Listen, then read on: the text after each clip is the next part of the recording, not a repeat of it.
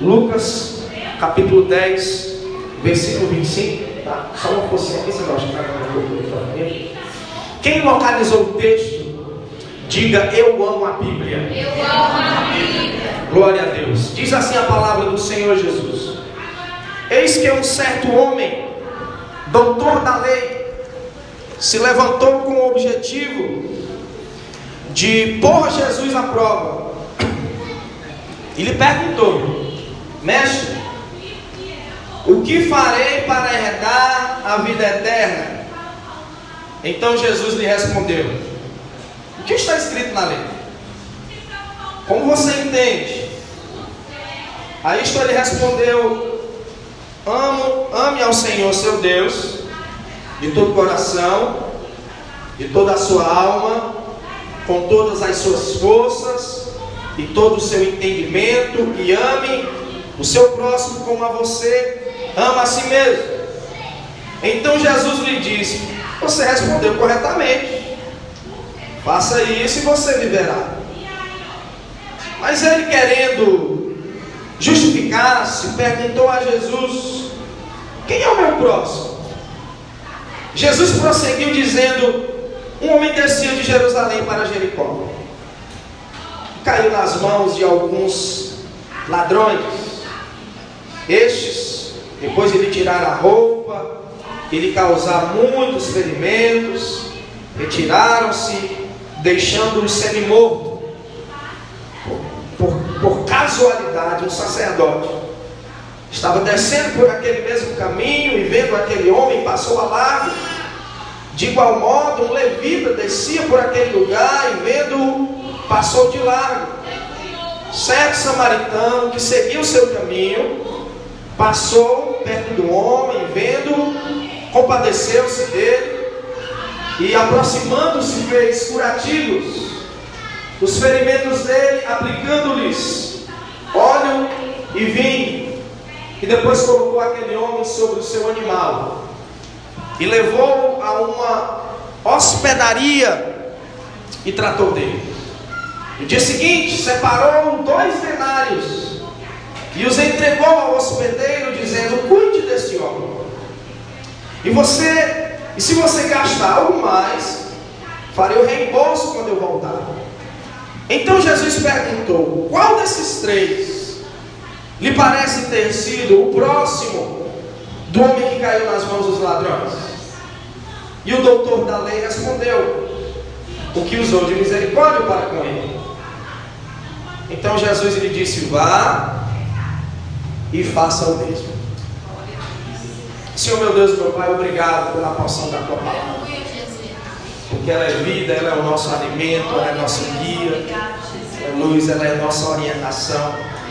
Queremos, Senhor, ser alimentados, guiados, direcionados pela tua palavra. Por isso, abre o nosso entendimento, a nossa mente, o nosso coração para receber a tua palavra. Repreende tudo aquilo que queira impedir de recebermos a ministração das Escrituras. Em nome do Pai, do Filho e do Espírito Santo. Amém. Meu irmão e minha irmã, o texto nos fala acerca de um diálogo entre um doutor da lei e Jesus. Quem eram os doutores da lei? Os doutores da lei eram membros do sistema religioso da época. Havia nos dias de Jesus um sistema religioso da religião judaica. Esse sistema era organizado através de alguns grupos. O mais conhecido e mais importante deles era o grupo dos saduceus, que era formado pelos sacerdotes, pela figura do sumo sacerdote, pessoas que cuidavam do templo. Havia um único templo, o templo em Jerusalém. E os auxiliares dos sacerdotes eram os levitas, aqueles que organizavam, aqueles que faziam o serviço mais pesado da casa do Senhor. Mas havia também naquele templo ramificações do templo espalhados pelas aldeias e cidades circunvizinhas. Eram uma espécie de congregações que eram chamadas de sinagogas. E quem era responsável por essas congregações eram os fariseus. Fariseus eram líderes religiosos que tomavam conta das sinagogas. Havia também nesse sistema religioso a figura dos escribas, que eram os escrivães, aqueles que faziam as cópias da lei e dos profetas. E havia também nesse sistema as figuras talvez mais importantes, que eram os doutores da lei. Os doutores da lei eram uma espécie de juristas, eram uma espécie de líderes administrativos, eram pessoas que tinham doutorado na área da lei, do conhecimento das escrituras do Antigo Testamento. Eram homens que se ocupavam somente em estudar, prescrutar, analisar cada aspecto, cada detalhe da lei que havia sido dada por Moisés, lá no Monte Sinai, que estão descritas nos 5 primeiros livros da Bíblia: Gênesis, Êxodo, Números, Levítico e Deuteronômio. Está ali descrita toda a lei, que os judeus chamavam de Torá. E esses doutores eram responsáveis, eram os guardiões dessa lei. Eram eles que organizavam, que estruturavam todo o ensino que era disseminado no templo e nas sinagogas. Esse sistema, embora muito bem organizado, muito bem estruturado, é apresentado nos evangelhos como um sistema que estava em decadência moral e espiritual. Quando Jesus descreve no capítulo 23 de Mateus, nós podemos ver ali que esse sistema era um sistema que estava corrompido. Esses líderes religiosos eram homens soberbos, eram homens orgulhosos, eram homens presunçosos. Eles haviam feito uma aliança com o sistema político de Roma. Eles haviam se corrompido. Esse sistema havia se tornado elitizado. Eles desprezavam os pobres. Eles demonizavam os enfermos. As pessoas enfermas eram consideradas por eles como pessoas amaldiçoadas, pessoas que estavam naquela condição por causa de algum pecado que elas cometeram. Os marginalizados, publicanos, prostitutas, pessoas que viviam à margem da lei, eram totalmente excluídas daquele sistema religioso. Era um sistema que estava restrito somente a uma classe mais privilegiada daquela época. É nesse cenário religioso que Jesus inicia o seu ministério, como uma espécie de movimento espiritual de renovação do judaísmo. O intuito de Jesus era resgatar a pureza. Jesus estava nas sinagogas, Jesus estava no templo. Jesus não queria criar uma nova religião, Jesus queria trazer uma restauração a esse judaísmo que estava decadente. Só que Jesus vem com uma proposta totalmente diferente, porque enquanto eles desprezavam, excluíam os marginalizados, Jesus dava ênfase a esse público. Jesus pregava para os pobres, Jesus abraçava os leprosos, Jesus curava os enfermos, Jesus se assentava com os marginalizados. Jesus tinha uma mensagem simples e operava milagres extraordinários. E isso fez com que rapidamente Jesus ganhasse fama e popularidade. As multidões vinham ao encontro de Jesus. As multidões estavam deixando de ir para as sinagogas, deixando de ir para o templo, para estar seguindo Jesus por onde quer que ele fosse. Ou seja, o movimento espiritual de Jesus estava fragilizando, enfraquecendo, tirando os privilégios do sistema religioso da época. E aí essa história você já viu. Quando o sistema percebe que eles não têm mais o prestígio, que eles não têm mais o apreço do povo, então eles começam a se levantar com uma forte oposição ao ministério de Jesus. até que essa perseguição, no decorrer dos próximos episódios, vai culminar na crucificação. Mas ao longo desses capítulos que já discorremos e desse que fizemos a leitura, o que nós percebemos é isso. Nós percebemos aqui um levante, uma afronta, uma perseguição contra esse ministério do movimento dos seguidores do Messias. E aqui eu abro um parênteses para nós extrairmos uma lição dessas palavras introdutórias. Se Deus chamou você para algo, se Deus levantou você para um propósito, saiba disso nessa noite, meu irmão e minha irmã. Grandes serão as afrontas e grandes serão as perseguições contra a sua vida. As afrontas e perseguições são inevitáveis contra aqueles que se levantam para realizar os propósitos de Deus. E eu digo isso, meu irmão e minha irmã, porque quando essas perseguições vierem, quando essas afrontas vierem contra a sua vida, você que tem caminhado, você que tem vivido os propósitos de Deus, não desista e nem desanime. Porque o que Jesus nos orienta é a nos alegrarmos. No Sermão do Monte, no capítulo 5 de Mateus, verso 11 e 12, Jesus vai dizer: alegrai-vos quando vos perseguirem, porque grande é o vosso galardão no céu. Aleluia. Nós costumamos desanimar quando as perseguições vêm. Nós costumamos pensar em desistir quando os levantes vêm. Mas o que o Evangelho nos ensina é que nós devemos nos alegrar. Aleluia. E o que o Evangelho nos ensina, meu irmão e minha irmã, é que nós devemos celebrar. Porque a luz do Evangelho incomoda as trevas. E após muitas investidas, você já viu em textos anteriores, os fariseus tentando contra Jesus, os saduceus, depois que todos esses, os escribas, não conseguiram, então eles mandaram agora o peixe maior. Eles mandaram agora um opositor ferrenho. Eles chamaram o doutor, para que o doutor fosse ali tentar pegar Jesus em alguma palavra. É isso que o verso número 25 vai nos dizer, meu irmão e minha irmã. Certo doutor da lei se levantou com o objetivo de pôr Jesus à prova. O propósito daquele doutor da lei era ir até Jesus e fazer uma pergunta capciosa, uma pegadinha, para que Jesus tropeçasse nas suas próprias palavras e ele encontrasse uma brecha na lei para fazer uma acusação contra Jesus. Era esse o intuito desse homem.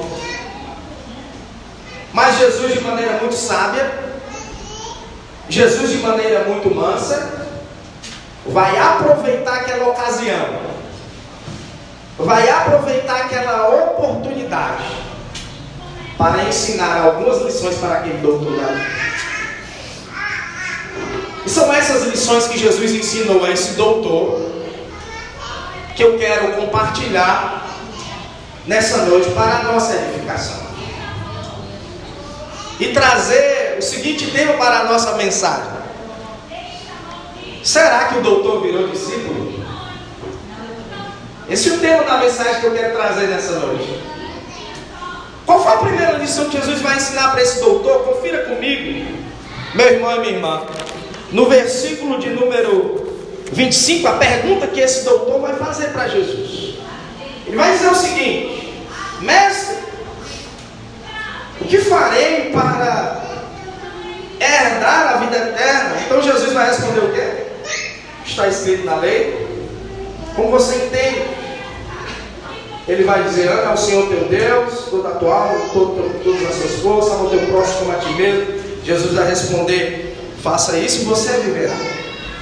Preste atenção na pergunta que esse doutor vai fazer para Jesus: o que fazer para herdar a vida eterna? Essa pergunta capciosa, essa pegadinha que esse doutor da lei vai fazer com Jesus, para tentar pegar Jesus em alguma resposta mal interpretada. E eu vejo aqui pelo menos dois erros nessa pergunta do doutor da lei. A primeira é a falta de lógica nessa pergunta. Não tem lógica nessa pergunta que ele fez para Jesus. O que fazer para herdar a vida eterna? O que é que um herdeiro precisa fazer para ser herdeiro? Ele precisa fazer alguma coisa? O herdeiro, ele herda algo do pai. Então ele nasceu, ele nasce herdeiro. Ele precisa conquistar, ele não precisa se esforçar, ele não precisa merecer. Um herdeiro é alguém que já nasce herdeiro. Então nós estamos vendo aqui uma pergunta fora de lógica que esse doutor da lei está fazendo para Jesus. Mas eu estou vendo aqui também um segundo erro, que esse doutor da lei não conhecia a graça de Deus. Porque a vida eterna não é algo que nós conquistamos. Não há nada que nós possamos fazer para conquistar a vida eterna.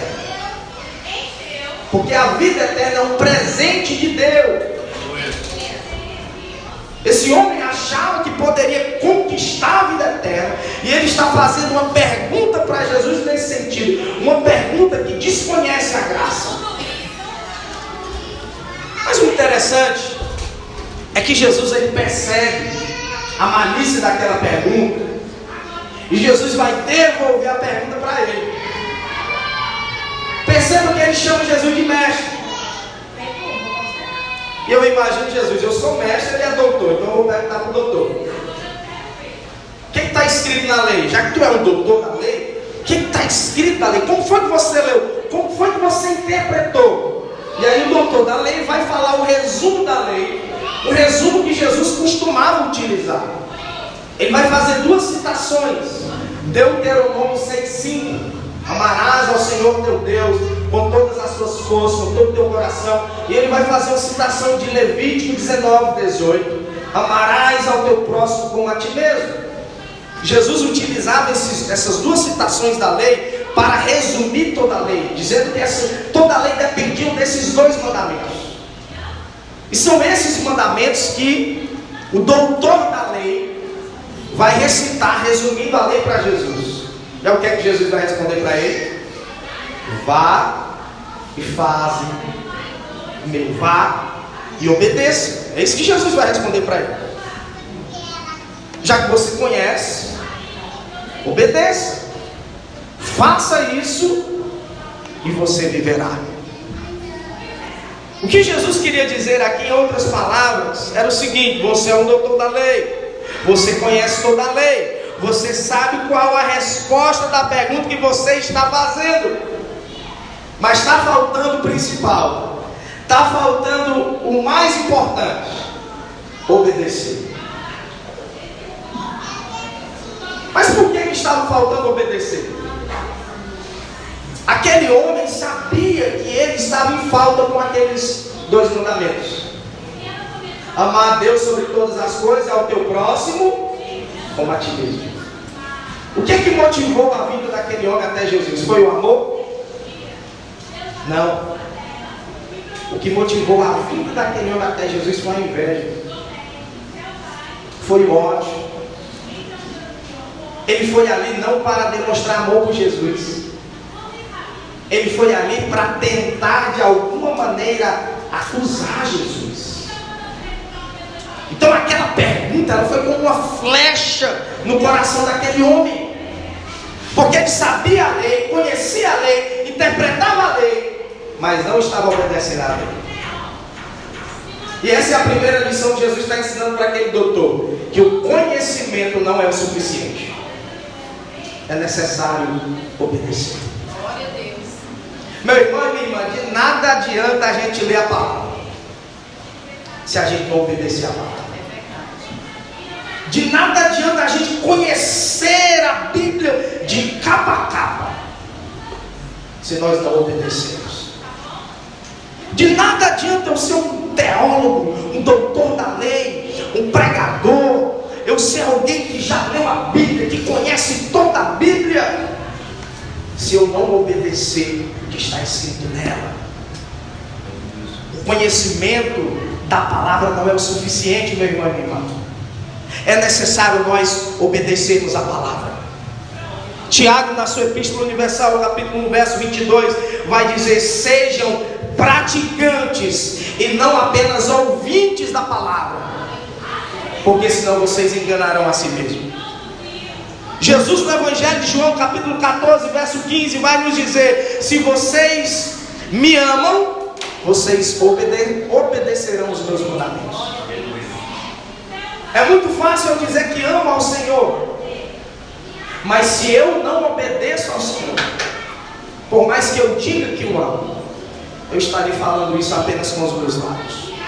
Pedro, na sua Epístola Universal, capítulo 1, verso 22, vai nos dizer que é a obediência à palavra que nos limpa e nos purifica. Meu irmão e minha irmã, precisamos obedecer à palavra.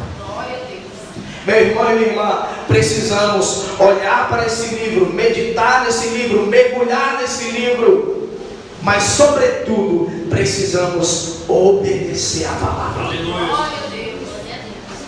Eu vejo muitas pessoas que usam a seguinte justificativa: eu já li a Bíblia, eu leio a Bíblia todo dia. Outra vez eu estava conversando com um colega meu, e um cara que é um grande empresário da área de motéis. E esse cara chegou a dizer para nós lá na conversa: eu leio a Bíblia todo dia. Eu fiquei calado.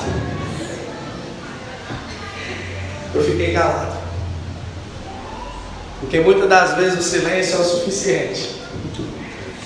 Porque de nada adianta ler a Bíblia todo dia. Nós temos que obedecer a palavra todo dia. Quantos obedecem a palavra de Deus? Quantos amam a presença do Senhor Jesus? A segunda lição que Jesus vai ensinar aquele doutor da lei é acerca da insuficiência da religião. Aquele doutor da lei percebeu que a sua primeira investida não deu muito certo.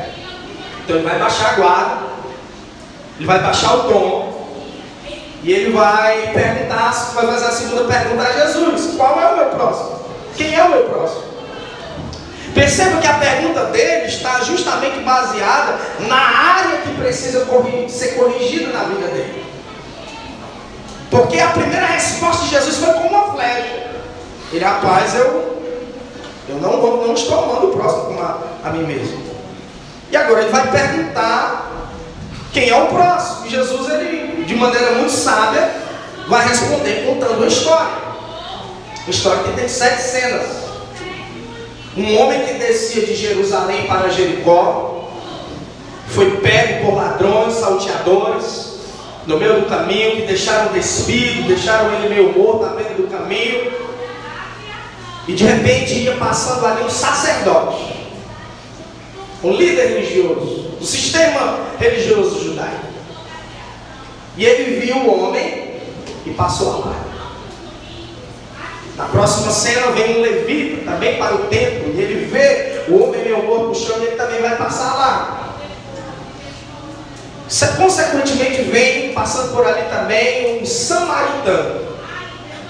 E esse samaritano, diz a história que Jesus está contando aqui, que ele olha para o homem, se move de íntima compaixão, ele vai ao encontro dele, presta os primeiros socorros, coloca azeite nas suas feridas, coloca vinho, coloca o homem sobre o seu animal e leva o homem até um hospital, a hospedaria, e ele paga ali um tratamento médico para aquele homem. Olhando para o contexto que eu trouxe na introdução dessa palavra, e para o diálogo de Jesus com esse homem, qual a intenção de Jesus em contar aquela história para aquele homem? O que Jesus está querendo ensinar para ele aqui? Jesus está aqui fazendo uma denúncia ao sistema religioso que aquele homem fazia parte. Jesus está aqui nas entrelinhas dizendo para aquele homem que a religião que ele tanto defende, a ponto de vir querer contrapor contra o próprio Filho de Deus, era uma religião ineficaz, insuficiente. Porque era uma religião que havia se tornado institucional.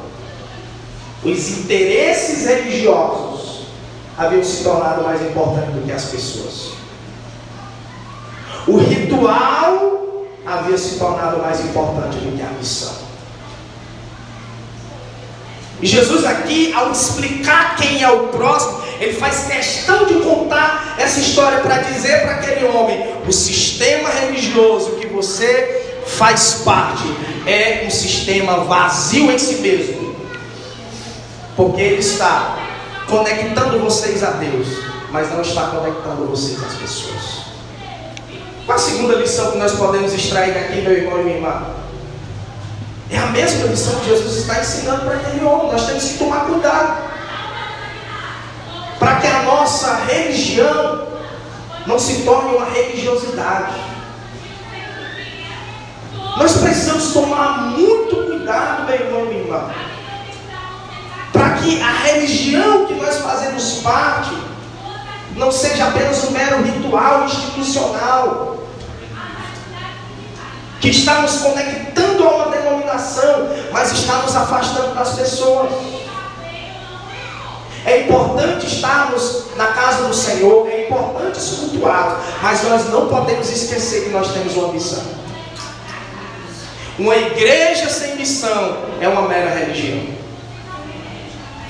É necessário compreendermos que Deus espera muito mais de nós do que vir ao domingo e se assentar nesses bancos. Aleluia, Deus. A verdadeira igreja é aquela que na segunda acolhe os necessitados. A verdadeira igreja é aquela que na segunda-feira vai ao encontro de quem precisa ouvir uma palavra, de quem precisa ser levantado. Ah, meu irmão, você não pode colocar de forma alguma os seus interesses particulares, a sua boa religião, acima do amor ao próximo. Existem muitos caídos no seu trabalho, precisando de uma palavra sua. Existem muitos caídos na tua família. Existem muitos caídos na tua rua. Existem muitos caídos na tua cidade.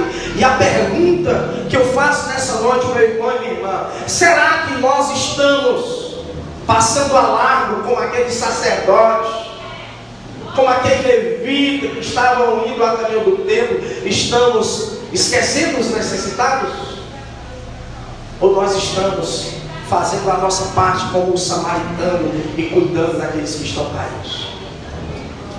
Eu quero abrir um parênteses aqui para contar um testemunho muito poderoso. Nosso irmão João Mateus, no domingo passado, estava vindo para o culto. E no meio da estrada ele se deparou com um carro que estava ali parado e uma família. Ele chegou atrasado no culto. E no seu coração ele disse: eu vou ajudar essa família e o pastor vai me entender, que eu vou explicar para ele por quê. E o João Mateus ajudou aquela família, ajudou aquele carro, fez o possível para aquela família, chegou no culto atrasado, mas fez o seu papel de ajudar o próximo, de ser compassivo com as pessoas.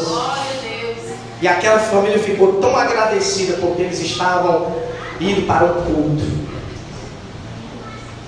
Você pode fazer o bem, meu irmão e minha irmã, no trajeto do culto. Você pode fazer o bem no trajeto de casa. Você pode fazer o bem no seu trabalho. Eu quero compartilhar um testemunho também. No dia do jogo do Brasil. No dia do jogo do Brasil foi eliminado. Conta essa história até para quebrar um pouco no gelo, que os irmãos estão um pouco reflexivos nessa noite. No dia do jogo do Brasil levou uma pizza da Croácia, meu irmão. Todo mundo ali assistindo o jogo e tal. Faltando 30 minutos para o jogo, eu estava trabalhando e fiz uma prisão de uma Maria da Penha. E aí fomos para a delegacia. Chegando lá, a delegacia, eles com certeza, né, aconteceu um problema técnico lá que tinha que ir para Sobral. O problema não é que eles criassem o jogo no Brasil. E aí nessa história, meu irmão e minha irmã, nós tivemos que ir para Sobral, com aquele preso, era meio-dia. E tinha uma outra composição dos policiais novatos que tinham prendido um jovem com drogas.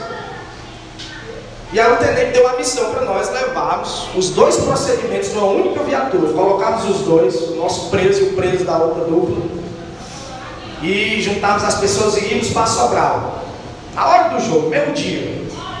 E aí eu pensei comigo mesmo, rapaz, se aqui está fechado, imagina lá, eu vou me preparar, vou lá em casa, passar em casa, vou pegar umas marmitas. E Deus tocou no meu coração de pegar umas marmitas, não só para mim, mas para os meus colegas também que estavam na viatura. Mas não somente para os meus colegas, para os presos também que iam no camburão. Sabe por quê? Porque eles são seres humanos também. É verdade. E Deus tocou no meu coração e eu vou levar esse alimento para eles. Não vou deixar eles com fome. E nós fomos lá para esse procedimento. Levamos tudo lá, fez tudo direitinho. O que a gente prendeu ficou preso. E o jovem que havia sido pego com drogas foi liberado. E aí os dois soldadinhos estavam ali naquela vibração. E vamos deixar ele aqui mesmo para ir a pé, para Itapipoca. Eu, que é isso, rapaz? Vamos dar uma carona para o rapaz, ele vai com a gente. E ele vai ainda sem ser algemado. Deixa, o que é que custa a gente colocar ele no camburão sem ser algemado e levar de volta para Itapipoca? Não, tem que deixar ele aí mesmo, pegar para ele não, rapaz. Calma o seu coração, vamos levar o rapaz. E aí levamos ele de volta. Quando chegamos aqui já era de noite.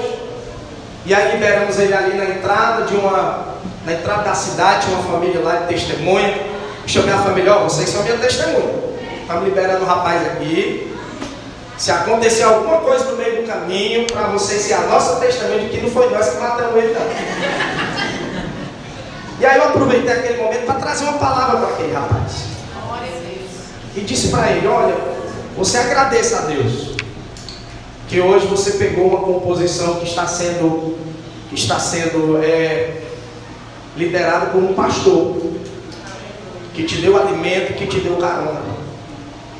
Mas se você tivesse pegado uma outra viatura, eu não sei como seria o tratamento.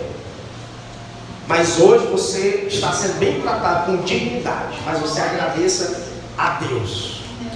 Mas você precisa me ouvir. A partir de hoje, meu irmão, mude esses seus caminhos. E ali trouxe uma palavra para aquele jovem. Passaram-se um mês. Quando a gente ia na viatura, as pessoas desacreditando daquela palavra que a gente tinha semeado na vida dele. Passou um mês, eu vi o jovem lá, trabalhando lá no Mateus Mix, no supermercado. E eu fui falar com ele, cumprimentar ele. Ele lembrou de mim, eu lembro de você. Você é aquele pastor policial. Aleluia, Deus. Que me deu alimento e me deu uma carona. E eu disse para ele que tinha ficado muito feliz por ele estar trabalhando, por ele estar buscando um novo caminho. E fiz um convite para que ele estivesse aqui nos visitando na igreja. E ele perguntou, qual é a igreja que você pastoreia? E eu ensinei o endereço. E ele disse, eu conheço essa igreja. É a igreja onde o meu irmão foi batizado. Aquele jovem era irmão de um membro da nossa igreja, não sabia. E ele disse que o dia do batismo do irmão dele tinha sido o dia mais feliz da vida dele. Aleluia. E ele disse que em breve irá nos fazer uma visita. Aleluia. E quando ele entrar pelas portas, meu irmão, eu vou descer daqui de cima e você me acompanha. Aleluia. Para abraçar esse jovem. Glória a Deus. Porque eu creio, meu irmão e minha irmã, que Deus ele nos dá a oportunidade Aleluia.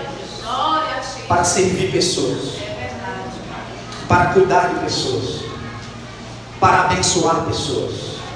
Porque a verdadeira religião está lá em Tiago, no capítulo 1 e no verso de número 27. O que está escrito aí? Abra sua Bíblia e veja o que está escrito em Tiago, capítulo 1, versículo 27. Vai falar da verdadeira religião. Tiago, capítulo 1, versículo 27. Nos revela, meu irmão e minha irmã, que a religião pura e e sem mácula para com o nosso Deus e Pai está em visitar os órfãos e as viúvas nas aflições e guardar-se incontaminado. A verdadeira religião, meu irmão e minha irmã, é servir os necessitados, é acolher os marginalizados, é proclamar e partilhar o amor de Deus que foi derramado sobre as nossas vidas, sobre a vida dessas pessoas que precisam de amor. Aleluia, Deus. O discípulo João, o discípulo do amor, na sua Epístola Universal, capítulo 4, verso 20, nos revela que se eu amo a Deus e aborreço o próximo, eu sou mentiroso. Porque como eu irei amar a Deus que eu não vi, se eu não amar o meu irmão que eu estou vendo? Meu irmão e minha irmã, a palavra de Jesus para a tua vida nessa noite: ame as pessoas, sirva pessoas, proclame o amor de Deus para as pessoas, porque o que esse mundo precisa, meu irmão e minha irmã, é de amor. Aleluia, Deus. Jesus disse que nos últimos dias o amor de muitos esfriará, mas eu profetizo que o amor de Deus será conservado no teu coração, para que você possa amar pessoas, para que você possa amar a Deus e que você possa servir pessoas. A terceira lição que Jesus está ensinando para aquele homem é acerca da necessidade de enxergar os próprios erros.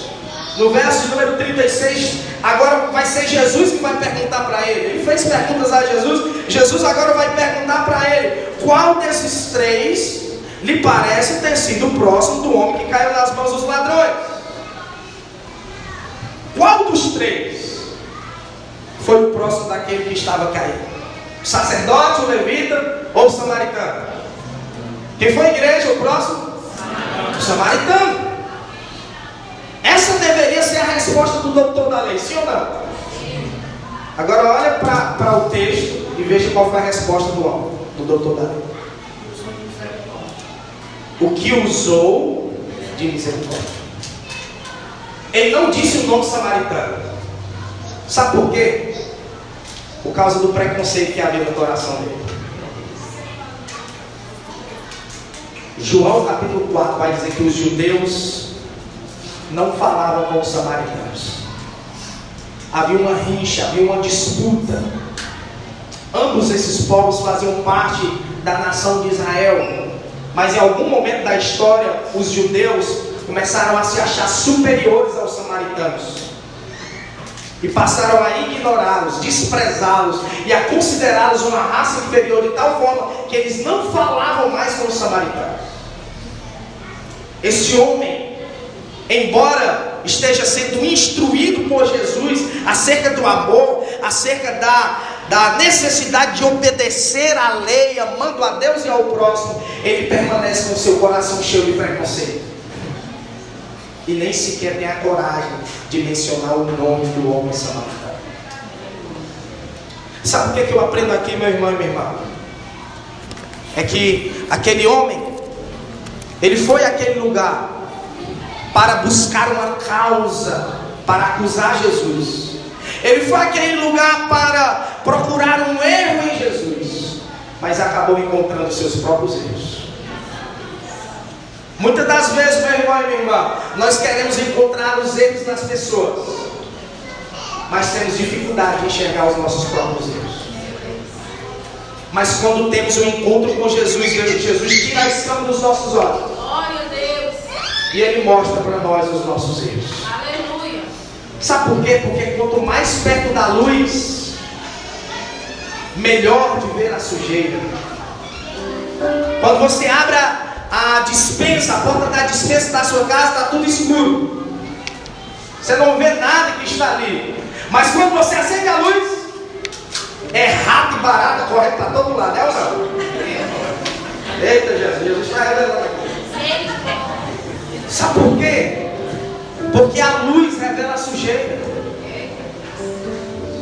Longe de Jesus, a gente não vê os nossos erros. Os erros ficam escondidos. Aquele homem era um doutor, mas não enxergava os seus erros. Mas quando ele se aproxima do sol da justiça, quando ele se aproxima da luz que há em Cristo, e seus erros são revelados. E aquele homem agora passa a enxergar os seus erros. Talvez você por muito tempo tenha caminhado, tenha vivido uma vida onde você acha que você é uma pessoa do bem, filho de Deus, que não tem nenhum pecado em você, que não tem nada errado com você. Mas é perto de Jesus que Ele tira as escamas dos seus olhos. Glória a Deus. E mostra ao seu coração os erros que precisam ser corrigidos. As áreas da sua vida que precisam ser restauradas. Glória a Deus. Para concluir, meu irmão e minha irmã, Jesus vai liberar uma palavra sobre a vida daquele homem. E vai despedir aquele homem sem massacrá-lo. Vai despedir aquele homem sem humilhá-lo. E com muita mansidão, Jesus ele vai dar a orientação que aquele homem precisava. E vai dizer para ele: vá e faze o mesmo. Faça como o samaritano. Aleluia, Deus. Aquele homem chegou para perguntar a Jesus sobre a vida eterna. Jesus não deu a resposta que ele queria, mas deu a orientação que ele precisava. Você precisa amar o próximo. Glória a Deus. Muitas das vezes nós queremos que Jesus dê as respostas que nós queremos, mas nem sempre Ele vai dar a resposta que você quer. Aleluia. Mas sempre Ele dará a orientação que você precisa. Glória a Deus. Nem sempre Jesus vai falar aquilo que você quer ouvir, e sim aquilo que você precisa ouvir. Aleluia, Deus. Se Jesus está falando isso nessa noite, é porque você precisava ouvir isso. Glória a Deus. Glória a Deus. Você precisa olhar para si essa noite, olhar para os seus erros, olhar para os seus defeitos e se arrepender, reconhecer que você é pecador Aleluia, Deus. e se render a Cristo, pois somente Ele pode te oferecer perdão, somente Ele pode te oferecer restauração, somente Ele pode te dar a vida eterna. Aquele homem chegou como doutor, mas saiu dali, quem sabe, como discípulo. Glória a Deus. Eu não sei como você chegou aqui nessa noite, meu irmão e minha irmã, mas Jesus te chama para uma vida de discipulado. Aleluia. Jesus te chama para mais perto dele. Glória a Deus. Ele quer transformar a tua vida, mudar o teu caráter, corrigir áreas da tua vida que precisam ser corrigidas e restaurar a tua vida, fazer com que você seja um filho de Deus amado, um herdeiro da vida eterna. Jesus está aqui, meu irmão e minha irmã, para derramar sobre a sua vida o amor, o perdão e a restauração que você precisa. Glória a Deus. Eu convido você a se colocar de pé nesse momento e pergunto. Hoje a gente pode preparar um louvor. Quero perguntar onde está a primeira pessoa.